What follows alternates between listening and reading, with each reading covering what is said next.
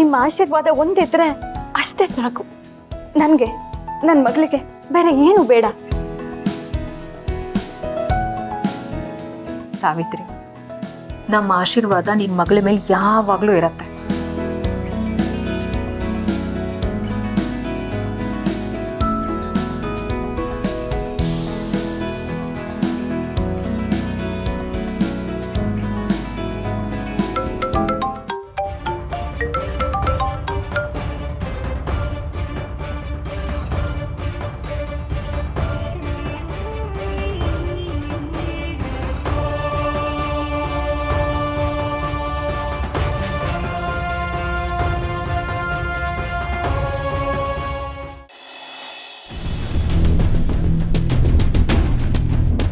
Hello ma'am.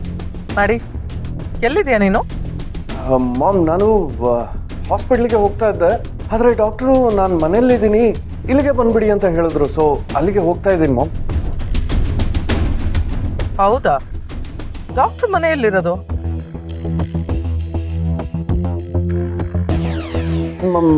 Ma'am, ಅದು ಸುಬ್ಬು ಮನೆ ಇತ್ತಲ್ಲ, ಆ ಕಡೆನೆ. ಸರಿ ಮಾಡಿ, ಅದೇನಿದೆಯೋ ಅದೆಲ್ಲ ಮುಗಿಸ್ಕೊಂಡು ಆದಷ್ಟು ಬೇಗ ಮನೆಗೆ ಬಾ. ಸರಿ ಮಾಮ್, ಬರ್ತೀನಿ. ಹಾಂ.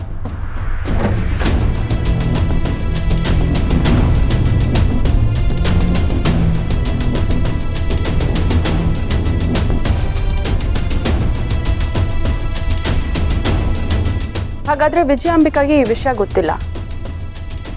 ಪರವಾಗಿಲ್ಲ, ಹೆಂಡತಿಗೋಸ್ಕರ ಮಗುಗೋಸ್ಕರ ಇಷ್ಟಾದರೂ ಮಾಡ್ತಿದ್ಯಲ್ಲ. ಆದರೆ ಇದ್ರ ಹಿಂದೆ ಏನಾದರೂ ಪಿತೂರಿ ಮಾಡ್ತಿದ್ಯಾ ಅಂತ ನನಗೆ ಗೊತ್ತಾದರೆ ನಾನು ಮಾತ್ರ ನಿನ್ನನ್ನು ಸುಮ್ಮನೆ ಬಿಡಲ್ಲ. ನಾನು ಇಲ್ಲಿಗೆ ಬಂದಿರೋದೇ ನನ್ನ ಮಗುಗೋಸ್ಕರ. ನಿಮ್ಮ ಮೇಲೆ ಶತ್ರುತ್ವ ಯಾವಾಗಲೂ ಹೀಗೆ ಇರುತ್ತೆ. ಆದರೆ ಮಗು ವಿಷಯದಲ್ಲಿ ಬೇರೆ ಥರದ ಯಾವ ಕೆಟ್ಟ ಯೋಚನೆಗಳನ್ನು ಮಾಡಲ್ಲ.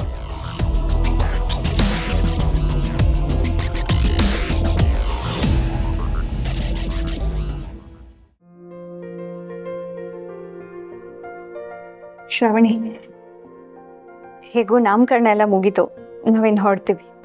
ಅಲ್ಲ ಅಮ್ಮ, ನಾಮಕರಣ ಮಾಡಿ ಊಟ ಮಾಡ್ಕೊಂಡು ತಾನೇ ಹೋಗ್ಬೇಕು, ಹಾಗೆ ಹೊರಡ್ತೀನಿ ಅಂತೀಯಲ್ಲ? ಅದೇ ಮತ್ತೆ ನಾಮಕರಣ ಅಂದ್ರೆ ಹಬ್ಬ ಇದ್ದ ಹಾಗೆ.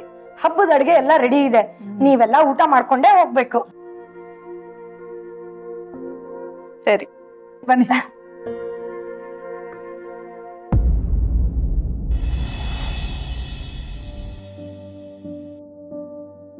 ನಿಮ್ಮ ಋಣನ ನಾನು ಯಾವತ್ತೂ ಮರೆಯಲ್ಲ ಶ್ರಾವಣಿ.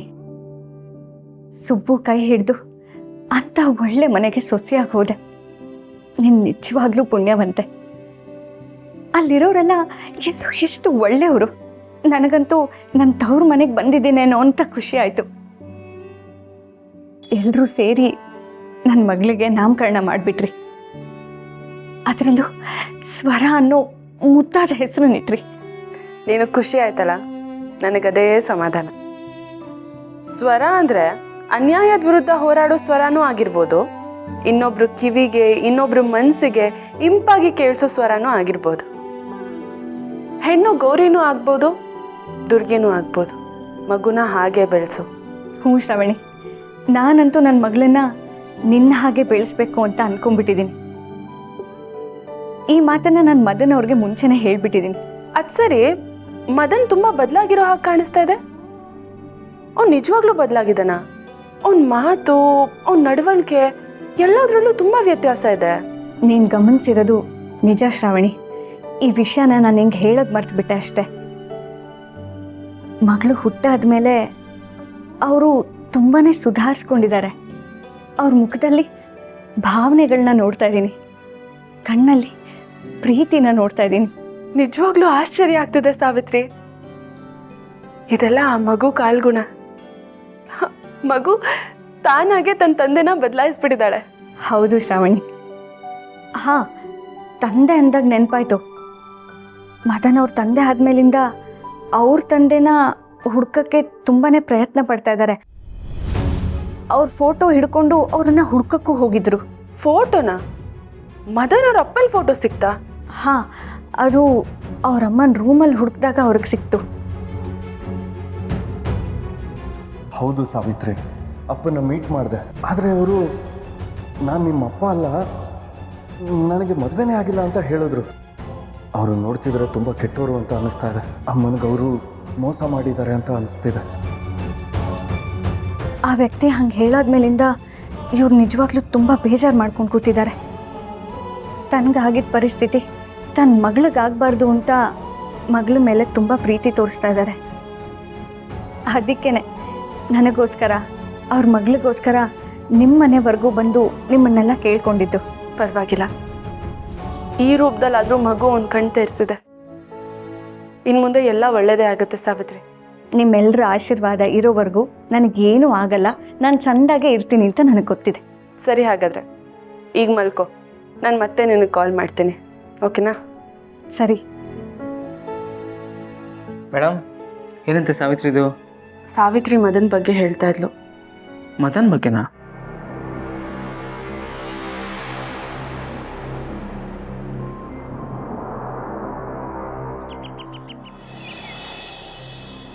ಏನೋ ಮುಖ್ಯವಾದ ವಿಷಯ ಮಾತಾಡಬೇಕು ಅಂತ ಹೇಳಿದ್ರೆ ಹೇಳಿ. ಮೇಡಮ್, ಅದು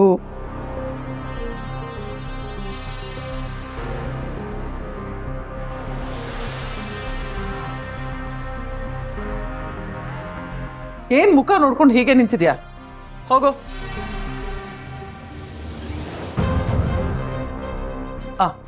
ಈಗ ಹೇಳಿ, ಏನ್ ವಿಷಯ? ಮೇಡಮ್, ನಿನ್ನೆ ನಮ್ಮ ಹುಡುಗರು ಕಾಲ್ ಮಾಡಿದ್ರು ಅಂತ ಹೇಳಿದ್ನಲ್ವಾ, ಅದೇ ಮೇಡಮ್, ಮದನ್ ಸರ್ನ ಶ್ರಾವಣಿ ಮನೆ ಹತ್ರ ನೋಡಿದ್ರಂತಲ್ವಾ. ಇನ್ನೊಂದ್ಸಲ ನಮ್ಮ ಹುಡುಗರು ಅಲ್ಲೇ ನೋಡಿದ್ರಂತೆ. ಮದನ್ ಸರ್ ಶ್ರಾವಣಿ ಮನೆಯಿಂದ ಆಚೆ ಬರ್ತಿದ್ರಂತೆ. ಯಾವುದಕ್ಕೂ ಒಂದ್ಸಲಿ ವಿಚಾರಿಸಿ ಮಾಡಿ ಮಾಡಿ.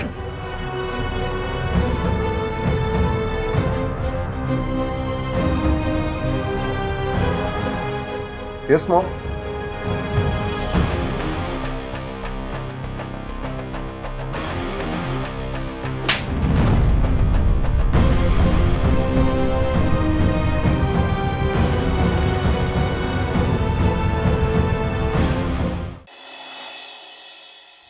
ಇವನು ನಾನು ಬೆಳೆಸಿರೋ ಮಗ. ನನ್ನ ವಿರುದ್ಧ ಯಾವತ್ತೂ ಇವನು ಹೋಗಲ್ಲ. ಇವನ್ ಬಗ್ಗೆ ಇಲ್ಲದ ಸಲ್ಲದ ಆರೋಪ ಮಾಡಿದ್ರೆ ನಾನು ಸಹಿಸ್ಕೊಂಡಿರ್ತೀನಿ ಅಂತ ಅನ್ಕೊಂಡಿದ್ದೀರಾ? ಇವನು ನನಗ್ ಸುಳ್ಳು ಹೇಳಿ ಮೋಸ ಮಾಡಿ ನನ್ನ ಶತ್ರು ಮನೆಗೆ ಹೋಗ್ತಾನ? ಸಾಧ್ಯನೇ ಇಲ್ಲ. ಇವನ್ ಯಾವತ್ತೂ ನನಗೆ ಸುಳ್ಳು ಹೇಳಲ್ಲ. ನನ್ನ ಮಗ ಹೋಗಿದ್ದು ಹಾಸ್ಪಿಟ್ಲಿಗೆ, ನೀವೇ ಇವನ ಬಗ್ಗೆ ಸುಳ್ಳು ಹೇಳ್ತಿದ್ದೀರ. ಮೇಡಮ್, ಅದು ಮಾತಾಡಬೇಡಿ.